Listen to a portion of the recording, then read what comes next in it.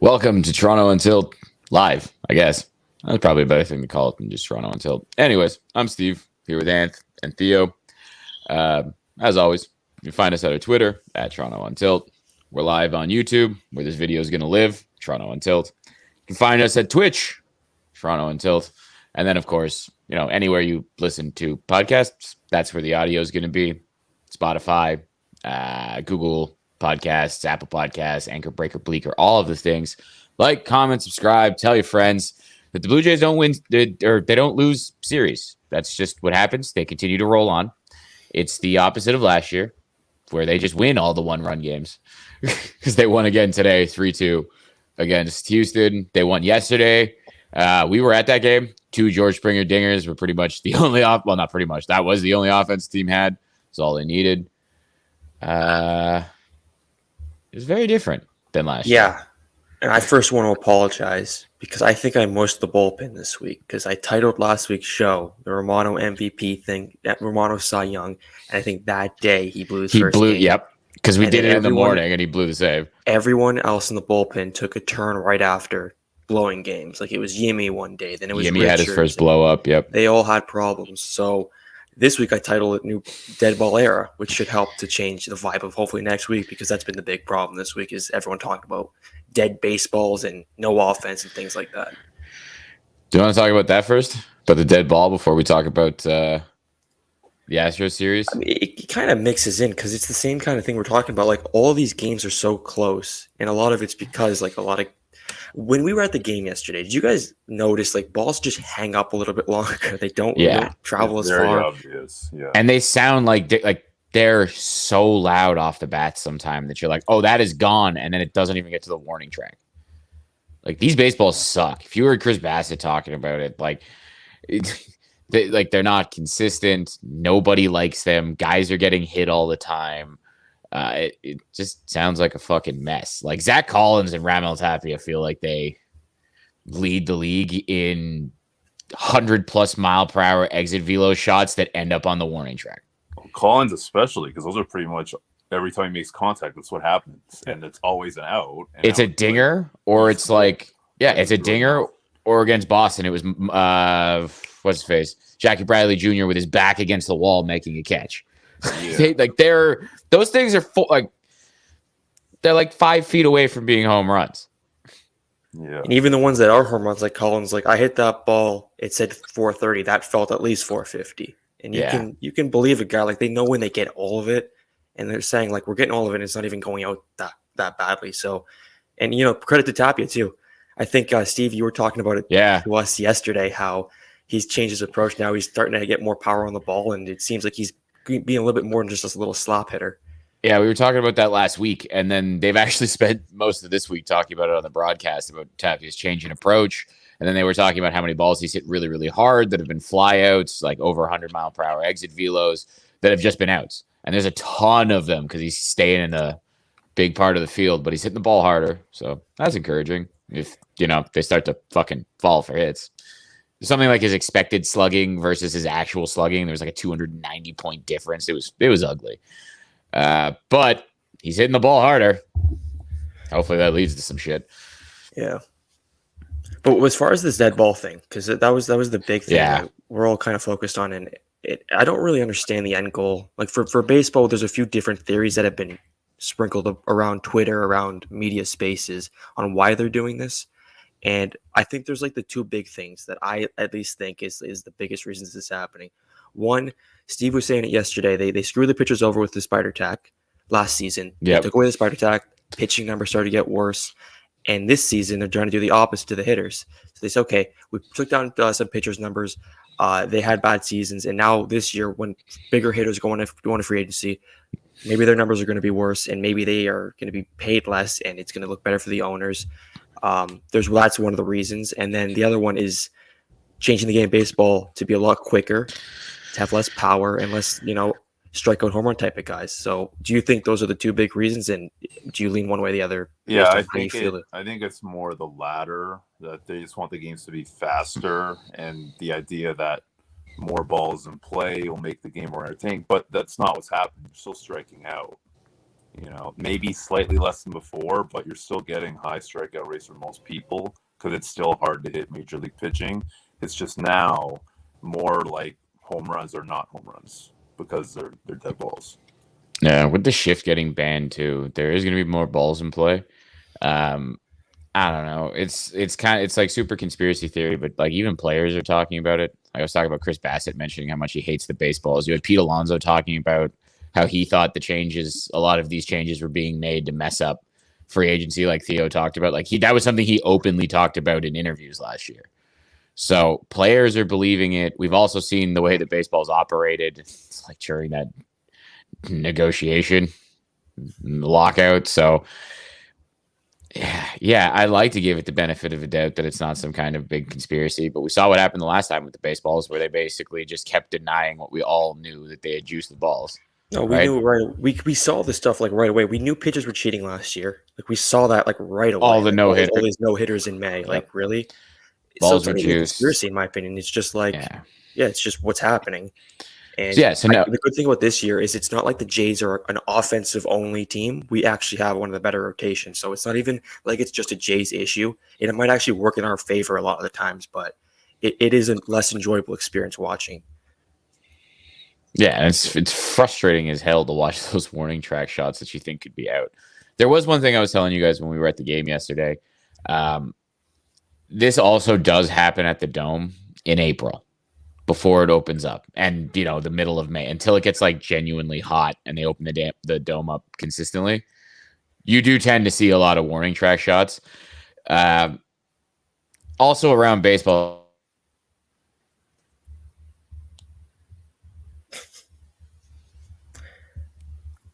this is a long like we've had one of the. You're frozen for a long time. Oh shit. Well, I was going to say, so what I was trying to say about the Rogers Center, when the dome opens, the ball flies a lot better. When it warms up, the ball flies a lot better. We've had one of the coldest Aprils in recent memory. It's still fucking cold, and it's May 1st, so hopefully that helps. But the ball sucking is like, that's its own issue. So it'll get a little bit better. That's the bigger issue. I'd say. Yeah, than the fact it's cold. Exactly, because we've seen that type of thing happen where the ball flies a lot better after. But yeah, it'd be ideal if they could actually address this baseball issue, since we've been talking about it for how fucking long, right? Like they juiced the baseballs, now they're deadening the baseballs, and just like the players are just like, can we just get some transparency and consistency? Like if you're gonna juice them, can they all feel the same?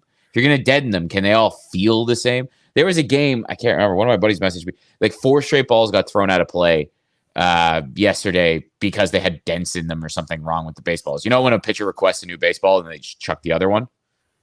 That happened 4 times in a row because the balls weren't good enough. We noticed that early too, like the first week of the year, like Chapman bobbled a few balls and some good defensive players were like having trouble gripping the baseballs, and we didn't take that too seriously. But now looking back, it's like, oh yeah, the balls are different. So it's having issues for fielders as well. Yeah, I was about to say, it's not even just the pitchers, right? Like, yeah, you're seeing great fielders have issues getting a grip on the ball. You're just seeing lots of issues with the baseball. And you would think, I don't know, maybe that's kind of important to figure out. Like the league doesn't come out and say we've changed the balls and this is how things are going to be from now on. They just do it, and then they act like nothing's changed. There's zero transparency. Also, am I the only one hearing something fucked up with Tony's audio? It's fucked up. All right, Tony, you might have to leave and come back because your audio sounds fucked. It's like choppy as shit. There's like a weird buzzing every time you talk. Hopefully that's just a thing issue, and then you can re-add them to the group. But yeah, like it's just getting annoying. Like Tony said, like they don't come out and say, "Hey, we've made a change to the baseball." They deny it or don't address it. Don't even address it. It's just like no, they were denying it. They were denying it at first with the juice baseball, saying they didn't do anything different, and then like 538, there was a million different places that looked into it and were just like, "No, it has changed. We have proof that it has changed." Oh, Tony's back. Tony? Yeah. Oh, we're good. The audio sounds better. Yeah, my computer wasn't turning on, but I had to use my phone. I had no other choice. So this is the best you're going to get. You're a grinder. That's what they just say. Out here. Fighting through. The minimum, I would say. Sounds about right. But anyways, Also, one more Yeah, thing about this though, the difference is like in the NFL. Remember with the Brady stuff, like a few deflated balls caused like years of controversy. In this, it's like, yeah, baseball's just going to do it, and you're going to have to accept it, and we won't admit it, and we won't talk hopefully, about it. Yeah, exactly. Like everyone talks about it except for the MLB, like the actual Major League. They refuse to address it. The players talk about it. The media talks about it. Everyone else talks about it, but they're just like, no, we refuse to address this. Yeah. This is again what happens when your commissioner is a fucking idiot. The trophy, the commissioner's trophy, is just a piece of metal. There's a million Rob Manfred quotes, like all of the lockout stuff too, about how like, oh, this was the only way we were going to play baseball. He just needs to shut the fuck up forever. They need someone who can actually just, I don't know, not feel like such a rat bastard. Have these discussions. Like I didn't think it was possible to hate a commissioner more than like Gary Bettman, but it's pretty easy to hate Rob Manfred. Mostly because he's representing richer people. Like it's a different, like hockey isn't as much money in it as baseball, so he's just representing people with more power and more money who want to control more of the sport. So yeah, it's really he's a product of what the owners are. So it's what he is. It's true. Still sucks. But yeah, that's the baseballs are fucked. We're just gonna have to deal with it as always because this is the sport that I chose to love. Let's talk about positive shit. We just won a goddamn another series. That's Kevin Gausman is we don't lose, and Kevin Gausman still hasn't walked a batter. He's got 41 strikeouts on the year, 10 Ks today, 7 innings again. Like, how many times did he get to even 3 balls? I only remember like one. It might be a couple more. There's a couple. There's a full count to Alvarez where he K'd him, where he got the 3 ball. Yeah, exactly. It doesn't even happen very often. Not to mention when they were like, I remember they mentioned that he has blisters and he likes that, which is weird because we've talked for years about how blisters take pitchers completely out of the game. They go on the IL, like Rich Hill's career. One of our guys' careers, yeah, like more than others. Yeah. Rich Hill's career has almost been ended by blisters multiple times. And then they're just talking about Kevin Gausman, who's like, no, I welcome it because it makes the splitter dirtier. And then they're talking about the fact that he like glues his nail back to get like all of the shit he has to do to keep his hands together. The next Jay who goes on the IL for a blister is going to get so much shit from Jays fans because of what Gausman. Like that's a bad thing. And it's the other so irregular. People to know that it's like this guy's like reconstructing his hand every time he goes to pitch. That doesn't happen. That's so like he's the only person I've ever heard like that. Yeah, it's bizarre. But whatever the fuck it is clearly working because that splitter is unhittable. It's gross. It's absolutely gross. I know, and then he's mixing the slider in a lot more. It's like I don't know what you look for when you go and face him. Like Elidmus Diaz, his first at bat today. Yeah. I think he threw him 3 straight sliders, and I bet you Elidmus was just like before the game, like, all right, he's gonna throw the splitter. I gotta be splitter fastball. Yeah. He's like, what the fuck? He's throwing me 3 sliders. Like, what am I supposed to do? They were talking about it too. The amount of times that guys take fastballs right down the middle from Gausman because they're sitting on something else, and the way you can't guess. You can try to think along with him, and it's basically 2 pitches. And then every once in a while, when you think it's 2 pitches, well, there's the changeup or there's the slider, and now it's 3 or 4 pitches, and then he throws the one that you're not expecting. Like, he's gross. Yeah. The only thing in the zone is the fastball, and it's at the top of the zone or the bottom of the zone generally. And then the splitter, the slider, the changeup, like those things aren't in the zone, and guys are just swinging through them. Like, these are ugly swings. Like, he is a true front of the rotation starter. And we saw the Barrios start, like that was probably his best start of the season. He's starting to come along. I mean, fuck, Alek Manoah is gross. Like, he's we're used to that at this point. He's just a machine. Well, that's the thing. And now you can start talking about him. Like, how many starts is he at now as a career? 22. Like, he's getting close to a full season worth of starts. And if you look at his numbers, like 20-4 in his starts. Yeah, he's a number 1. Yeah, he is. And it's like we've been trying to pump the brakes on, hey, we don't know what's going to happen this year. You did great last year. Now we're at the point where it's just like we were not him and Gausman. Wait. That's true. We were talking about him for sight. That's true. We were talking about him for sight. I was saying this guy's literally a Cy Young pitcher that's being overlooked in this rotation of great arms. And now everyone is putting him at the top of it, which he deserves to be like with Gausman. Like, those are the 1-2 of this rotation. Yeah. And Barrios settles in as a very nice number 3. I mean, do we want to talk about Kikuchi, who's going to be? This is going to be the Kikuchi excuse hour for me and Anthony, I think, because that's That's what the hill we're going to die on. Well, I think. the excuse, tough schedule, tough But that's the matchups. problem. Like to play devil's advocate, this is the AL East, Anthony. I know, You're not but it's getting easy also games. like new team. First couple of weeks, you're facing a gauntlet of matchups that are hard on you specifically. I don't know. I'm giving time. Your audio's mangled again.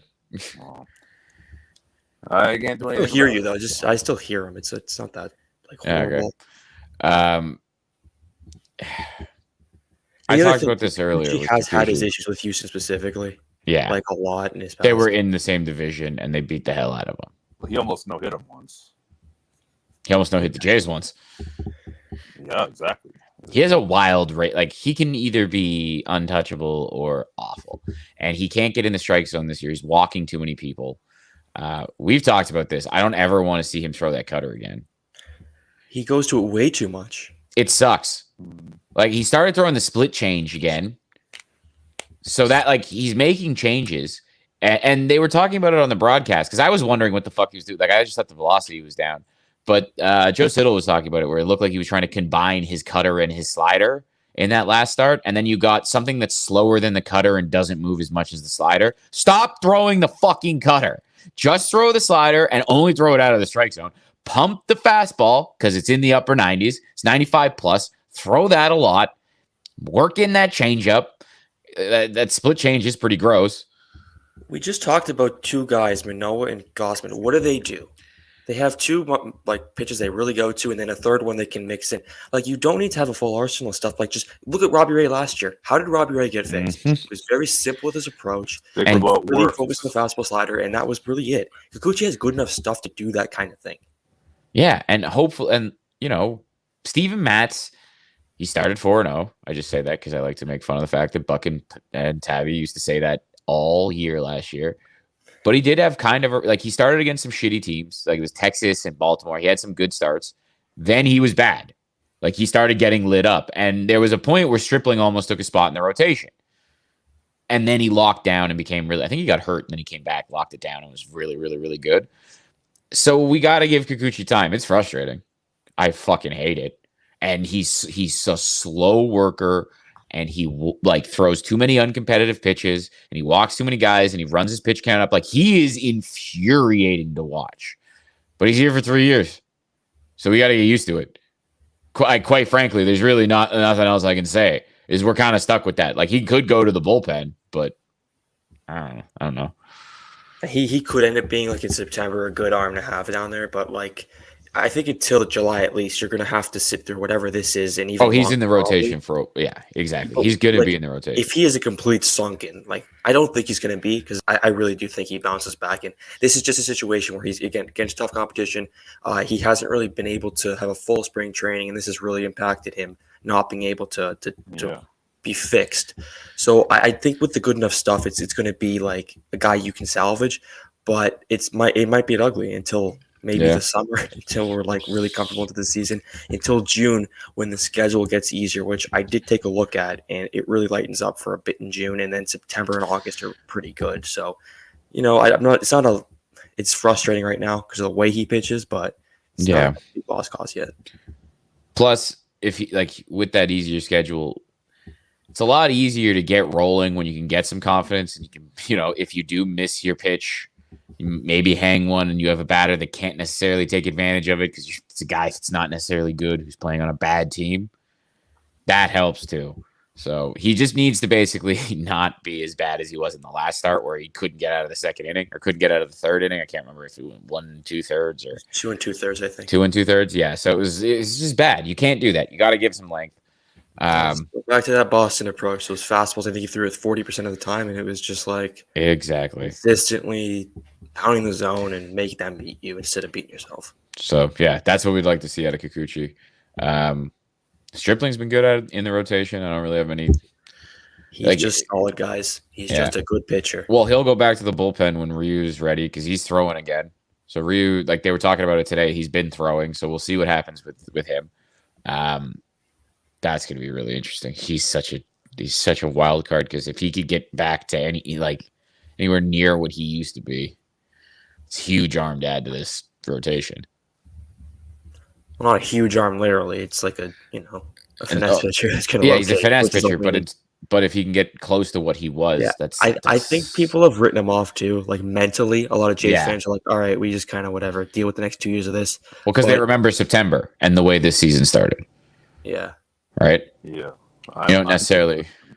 But we'll see. Hopefully this time off helps him. Yeah.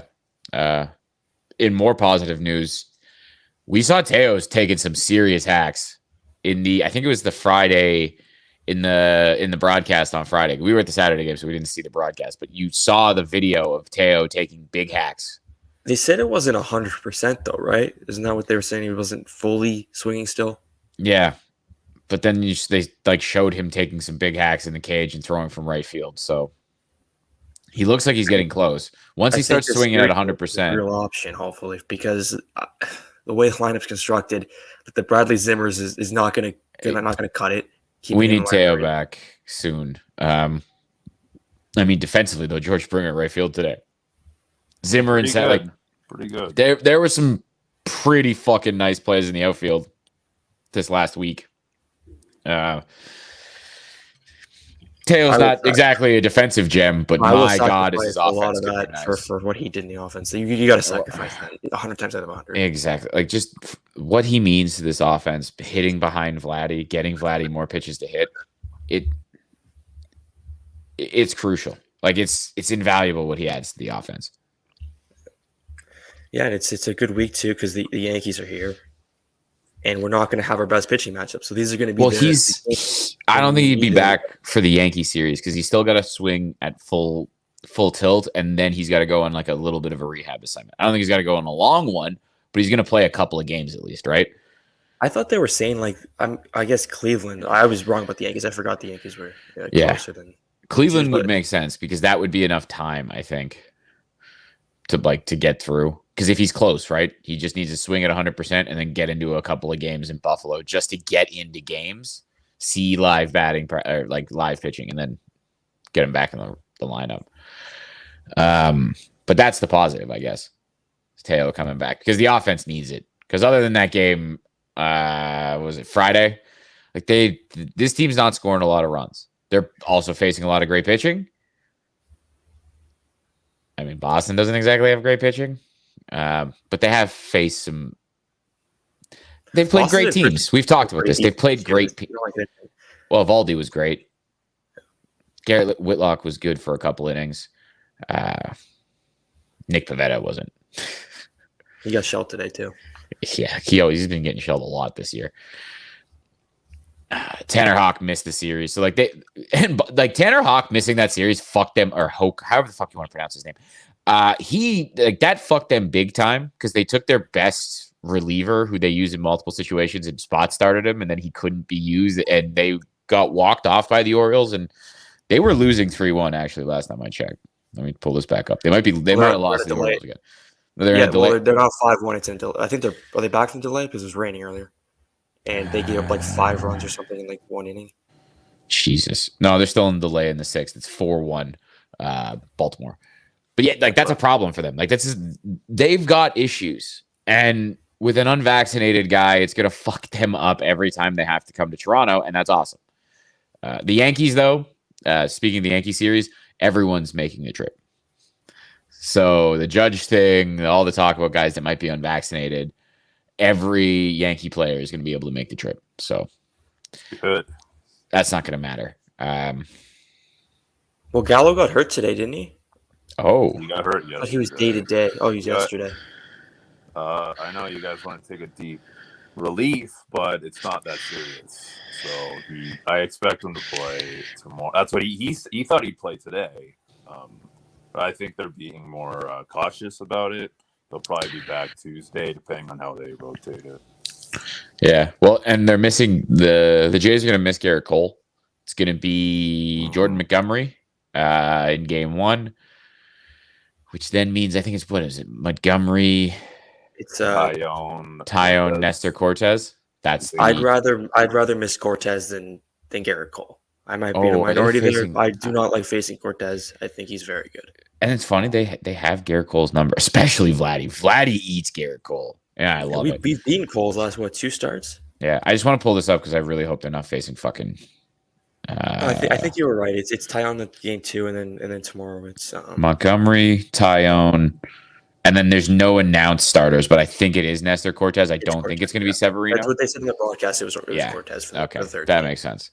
Because then I guess it would go Severino, Cole. Those would be the next guys, but they're going to miss them because that's when they'll be in Cleveland anyways. The problem with us, though, we're missing our 2 big guys, and this is where like the offensive pressure is going to be really big this weekend, or really big this Monday through Wednesday series. Yeah, because you've like Barrios. Manoah went before Barrios. Oh Christ, yeah. You're going to have Kikuchi and Stripling in this series. And Kikuchi, Stripling, and then Manoah in the last game. Yeah, it's going to be the offense is going to need to come through. That's for sure. They've done well against Tyone. I can't remember how they've done against Montgomery, but yeah, something I would like to bring up. Bo's starting to look a little better. Yeah. No, that was something we saw live yesterday. Yeah. Even during the whole week, Anthony was saying is like he's in every game he's hitting at least one ball hard. And that's something that usually indicates a guy's breaking out of his slump. Yeah, and there was a couple of there's been a couple of bats where he's taken the first pitch and he's gone down 0-1 on a borderline strike. But he has taken it. So it just seems like his at-bats are getting a little bit better. And the home run he hit today, that wasn't even in the zone, but that's Bo. That's when Bo's right. He can take that outside fastball and put it over, he can flip it for an opposite field home run. That's what he does when he's going well, is the zone gets expanded, but he's still getting hits. So hopefully, again, we did see it in that the game that we saw on Saturday, because he started getting a couple of swings. The bats were looking better, and then you see it today with the dinger, right? Another clutch dinger. 2 this week. He hit the against Boston too, also opposite field. So hopefully that's a sign that Bo's getting hot. Because him being in the 2-hole without Teo, was it the first game against the Astros, or was it a Boston game where he got walked? Or no, what the hell did they do? I don't remember, but I know for sure what I've seen is Springer's getting pitched out a lot. Oh, that was it. They threw it was 2 outs, and they threw 4 pitches to Springer that were uncompetitive to get to Bo, who then K'd. Yeah. And that's happening too often. I mean, it's not like they're putting Nico Goodrum up there, which we saw yesterday from the Astros in the 2-hole, which blew my mind. Oh, and then Aledmus Diaz hitting the 3-hole today. I don't know what Dusty's doing, but Dusty's doing Dusty. It's what he does. He doesn't move the other guys from their spots. He leaves them in their spots when he gives days off. So that's going to be an interesting ALCS if we get that with the Astros, and just watching some of their lineup cards, just the weird orders they have their guys in. I thought we had some weird orders, but when we're fully healthy, we do have a consistent lineup that I think's okay. I would rather Vladdy hitting 2, but it's not the worst thing ever. But having Nico Goodrum hitting second is just that would kill this fan base. 6th forever. They're never. He's doing well now too. Yeah. Especially against the Jays in this series. Alvarez 4th. 2 hits every game for him in this series. Yeah. But just again, we've talked about we've been kind of negative about some stuff, but holy shit, this the ability to win close games, the defense, we've seen Bo make some bad plays, but the defense there has improved. Espinal made the misplay today, but then got the big hit, right? Yeah. Well, Bo had a mistake today too. There was a few. No, that's what I mean. We've seen some mistakes, right? But they scored that as a double. That Espinal play. That should have been an error in some way. That's what I thought, but I guess it wasn't a routine play, but it seemed routine to me. Yeah. Midfield, yeah, and they gave him a double. Wow. It's the home scorers too, so that is kind of strange. But yeah,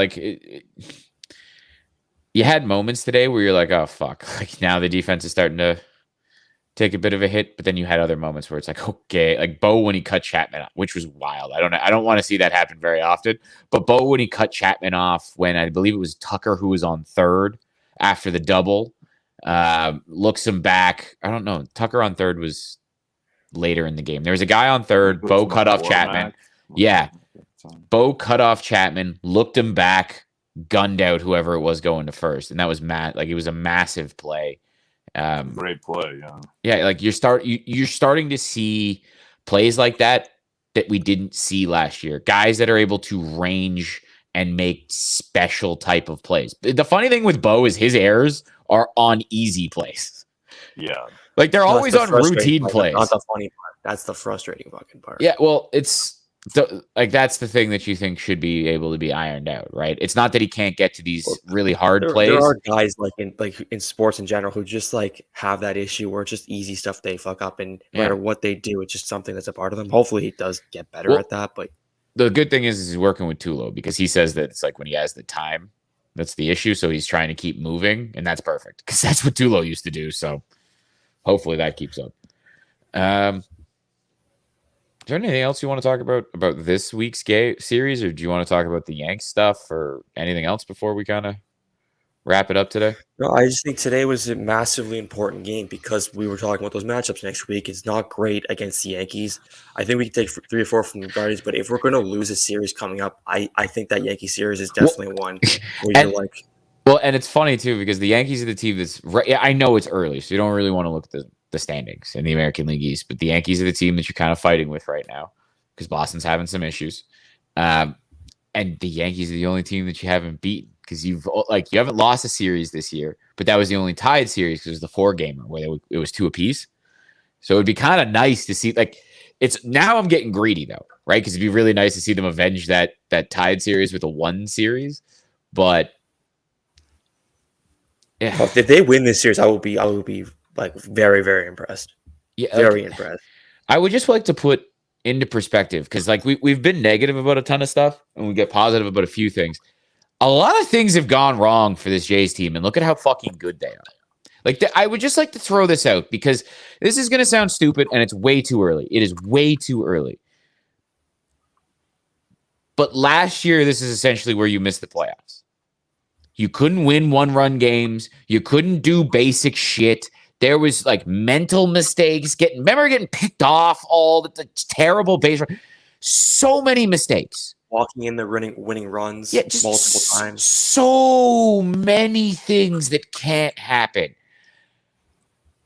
And this team is so different. It's a lot of the same guys. But there's a maturity to this team. There's a difference to this team. And it's way too early to start talking about, how good they can be and whatever. Because we talked about World Series in the preview, and now we're just kind of the season is starting. We're seeing how guys shake out. But this shit is important. To have all the, look what Danny Jansen was doing before he got hurt. Teoascar Hernandez is your 3rd most important hitter. I mean, 4th when the entire team is really going behind George, Bo, and Vladdy. But if he's not behind Vladdy, it changes the way that those top 3 are. It just so Danny Jansen's gone. He's gone. Pearson had mono. Ryu's hurt. It's a lot of things. Yeah. Biggio, who was supposed to be a big part of this team's on the COVID IL and just never got going so far. There's been a lot of issues, and they're still racking up wins and can't lose series. I just want to bring a little bit of attention to how special that is and how different that feels than any year that wasn't 2015. Because in 2016, they just barely made the playoffs and they won the wild card and it was awesome. But 2015 in the second half of the year, you just didn't feel like they were ever going to lose. And this team is missing huge chunks of it. And when they're in close games, fuck, Theo, you texted us when they were down 6, and you're like, this game's not over on Friday. Yeah. Because it kept coming back. They were really in that game until the fans ran on the field. That ruined that. Yeah, that rally. That was what killed that game. But whoever's parents let those fucking children onto the field, you're terrible parents. You're horrible fucking parents. Yet? Oh, man. The kid getting rocked. That's one of the bigger tackles I've seen at a game. Yeah. Yeah, man. But I will say, though, for the Jays, if you're going to pick a couple weeks to struggle, these are probably the weeks because this is the Leafs week to make the entire city go crazy. So if you're going to fuck up, this is probably the week to do it. I don't want them to, but if you're going to be hidden in the headlines. Yeah, the media heat's going to be all the way on the other team that wears blue in this city. That's playing. Be the least pressure you'll have all season. Yeah, this Leafs play. Oh, God. Why'd you bring that up, Theo? Because I've been thinking Anxiety. But yeah, it's true, that's though. just the. Yeah. You got a little bit of cover, but hopefully that doesn't happen. For the Yanks series, yeah, you got Gallo that's a bit banged up. That's really it for them. Rizzo's on fire. Judge hit a moonshot today to dead center against Kansas City. Are they still losing? I don't know. Take a look. What? Oh God, Otani's hurt. Oh, they came back. They're up 5-4 now. Something happened to his. He got taken out with a groin soreness against the White Sox. Severino's going today. Yeah, they came back. They're down 4-1, and then now they're up 5-4 in the night. God, that's just a team that when they get. Yeah, I will already going to admit this. I was wrong about the Yankees Red Sox comparison, and yeah, I was very wrong. The Red Sox are as cold as ever. The Yankees are. I don't even like the Trevor Story part 2. How he fired his agent. That was hilarious. About this yesterday. Yeah, it's like, does he hate playing for Boston so much that's why he's fired the agent? He's just like, fuck it, I fucked up. You sold me Wolf tickets. That would be funny if it was. Yeah, and like Xander's the only one hitting, and then there was that talk that he's offended and doesn't want to come back. So it's like, okay, Trevor Story will eventually play shortstop. That's like Boston's got some fucking issues. Like Xander's potential opt out, the fact that there was that story that Devers wanted like a lifetime contract and they basically said no. Like you have a lot of weird things going on in Boston right now. You don't know where Chris Sale is because he broke that rib. You just have no idea. They have a lot of weird stuff. How close is Paxton? Like I don't really know anything there either. You know, he's coming off TJ, so he's I haven't heard anything. Like that's like an 18-month injury, and I know he did it like right at the beginning of last season, but we're basically a year removed. Like there's still plenty of time before he can pitch, right? Like that's not going to be a thing for a little while. They got issues, man, and they're and again, Tanner, however the hell you pronounce his name. Him not being vaccinated and Garrett Whitlock being moved around, like they've have some serious issues. Nick Pivetta not bouncing back is a serious issue for them. And if Nate Eovaldi gets hurt, because God, he's shoving right now, but if he gets hurt, they are so fucked, and they're already fucked. So, well, if Bogarts wants to stick it to the Red Sox, he's a second base job here, maybe unless Espinal becomes he does the not have a second base job here. Well, for now he doesn't. Santiago Espinal. We can make it work somewhere. We're good. He wants to be shortstop. He wouldn't even play second base in Boston. I thought that was their deal they had there. I thought they were transitioning that after this year. They were going to start to transition off shortstop. Who the hell knows? Honestly, it's who the hell knows. And I'm just happy that it's all happening to Boston and it's all seeming like it's falling apart for them. It just makes me feel warm and fuzzy. Well, this is what happens to them every couple of years. It's just normal. And then they tear it down. They're trash for like a season or two, and then they're back competing again. Exactly. No, the anti-Blue Jays, instead of just winning 80 games every year, actually, it's true. Competing again. Win 100. There's no reason to win in the middle, and they've perfected this art. Yeah. Yep, and it's the first season that they bounce back, that they win the World Series, and then they're okay for a couple of years, and then they're trash again, and then turn it all around. Fucking Red Sox. But it's nice to watch them struggle. There's a lot of time left. They have a lot of talented players. But it's we just took nice. Victory laps on them way too early last season, so let's cover our bases here. Yeah, and the Yankees have a good record, but they're playing bad teams, and these games are really close for them. Like they're not really like the best team that they played might be the Blue Jays, and they split that series. So it's definitely the Blue Jays. It's going to be fascinating to watch this game or this series this week because it's massive for both teams, and it's only May. To be fair to the Yankees, though, wasn't their big issue last year losing to bad teams? So if they're not doing it this year, then does that make some of the difference up from last season? It could, but their offense hasn't looked great. Like we've seen the issues it has. Like when everyone's hitting home runs, it's great, but when everyone's striking out and they're getting 5 hits and stranding guys in scoring position, like they have like their offense isn't built very well. We talked about this. Their team, like their defense isn't great because you have too many guys for too few positions, and they're veterans. So you don't have a guy that's like, okay, well, this is a rookie. So even though he plays every day, you can kind of tell him he's not playing, right? Like it doesn't like when Josh Donaldson's not playing, and then when he's leading off, and then when he's got the day off, and then when Rizzo's like, and you keep moving all of these guys around, like DJ LeMahieu's not playing the position he should be. They're winning, right? They're winning. That has to make him so mad. Exactly. Well, they're winning, so you're not hearing anything. Wait till they go through a losing stretch. Like shit could get very real for them. Like look what's happening in the bullpen too. Like Chapman not being able to figure it out. Like they're more unheralded guys or they're better guys. Like there could be some real issues if roles start changing and this team goes into a slump. So hopefully the Blue Jays can push them off that ledge. That'd be great. But we'll see. Anything else, Yankees? Anything else you guys wanted to get to, or we said it pretty much everything for this episode? No, we talked it all. Yeah. So Jays Yanks coming up, starting tomorrow. Big series for the AL East, but it's May. So again, we're not really looking at the standings. It would just be kind of nice to stick it to the Yankees since it's the only team. The only series that you didn't win, you just tied it because they still haven't lost the series, which is insane. But yeah, I guess that's it. Us and the Mets right now. The Mets have something wild going on too because the Mets also have a ton of injuries, including not having Jacob deGrom and then losing Scherzer at the beginning of the year. Like us and the Mets, team of destiny. That's what it looks like right now. Jays Mets World Series. I think you were the one that said that. I think you and Tony were on that earlier. So we also I was saying, is there no better bet this season than Mets under? And now it's like, you know what? They win these close games now. This is going to be their year, and we're going to see them in the World Series. It's going to be the most fun World Series ever. What should have been the World Series in 2015. Yes, and then Jays would have won. Fucking Kansas City and that fucking like Amish-looking fucker that definitely interfered with that baseball. It shouldn't have been a home run, and that terrible umpire and the strikes. Oh God, Ben Revere, Dalton Pompey on third base. Oh, pain. But the Blue Jays are good this year, so let's forget about the bad times. All right. Well, this has been Toronto on Tilt. I'm Steve with Anthony and Tony. Anthony and Theo. As always, check us out on Twitter at Toronto on Tilt. Check us out on Twitch where we stream live. Just look for Toronto on Tilt.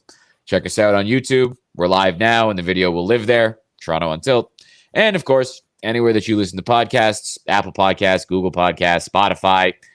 There's video on Spotify. We have video on Spotify. Why they chose us, I have no idea, since we are allowed to do that and some large podcasts aren't, but cool. Fuck them. We're more important. So check us out.